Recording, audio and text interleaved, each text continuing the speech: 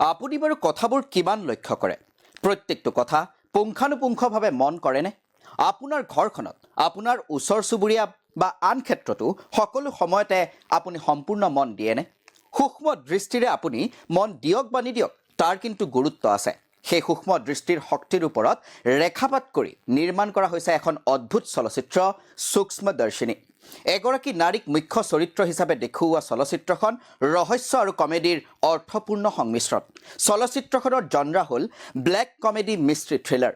আজি on the স্ক্ৰীণত কথা পাতিবলৈ লৈছোঁ বহুতো চলচ্চিত্ৰ সমালোচকৰ দৃষ্টিত 2024 চনৰ শ্ৰেষ্ঠ থ্ৰিলাৰ ছবি সূক্ষ্মদৰ্শিনীৰ বিষয়ে। নমস্কাৰ, মই সুদৰ্শন কৌশিক শৰ্মা। আপোনালোকে চাই আছে অন দ্য স্ক্ৰীণ। মালায়ালম চলচ্চিত্ৰ মানেই যেন উন্নত মানদণ্ডৰ পৰিপূৰক শব্দ হৈ উঠিছে। বিগত সময়ত এই বিশিষ্ট গুণৰ বাবেই ভাৰতীয় চলচ্চিত্ৰ উদ্যোগৰ মাৰ্কেট শ্বেয়াৰত মালায়ালম চলচ্চিত্ৰৰ অংশ বৃদ্ধি পাইছে। 2024 চনত সামগ্ৰিকভাৱে ভাৰতীয় চলচ্চিত্ৰ উদ্যোগত মালায়ালম চলচ্চিত্ৰৰ বজাৰ অংশীদাৰিত্ব পূৰ্বৰ 5%তকৈ দুগুণ বৃদ্ধিৰে 10% হৈ গৈ।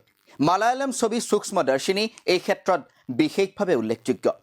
সূক্ষ্মদৰ্শিনীৰ কাহিনী আৰম্ভ হয় যেতিয়া নিজৰ পুৰণি ঘৰলৈ মেনুৱেল আৰু তেওঁৰ মাক উভতি আহে।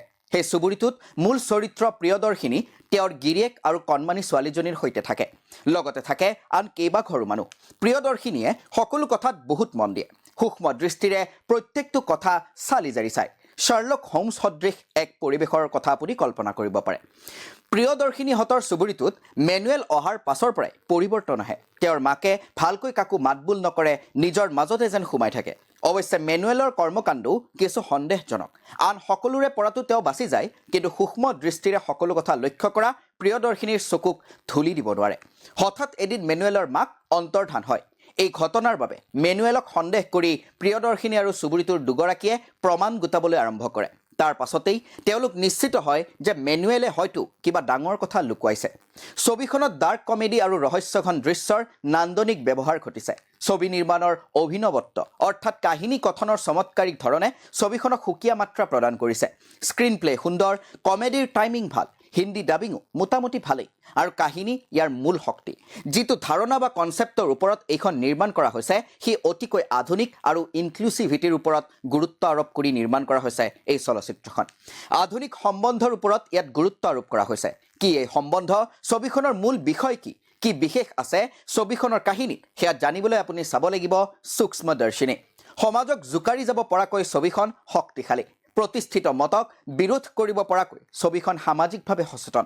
এটা অতি স্পৰ্শকাতৰ বিষয় দেখাবলৈ ছবিখন অভিনৱ ধৰণে নিৰ্মাণ কৰা হৈছে। সূক্ষ্মদৰ্শিনী হটষ্টাৰ এপত উপলব্ধ। ছবিখনৰ মুখ্য চৰিত্ৰত অভিনয় কৰিছে নাজৰিয়া নাজিমে।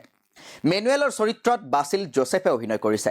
তাৰ বাহিৰে চলচ্চিত্ৰখনত আছে মেৰিন ফিলিপ, দীপক পাৰাম্বোল আদি। IMDBত ছবিখনৰ ৰেটিং হৈছে 10ৰ ভিতৰত 8।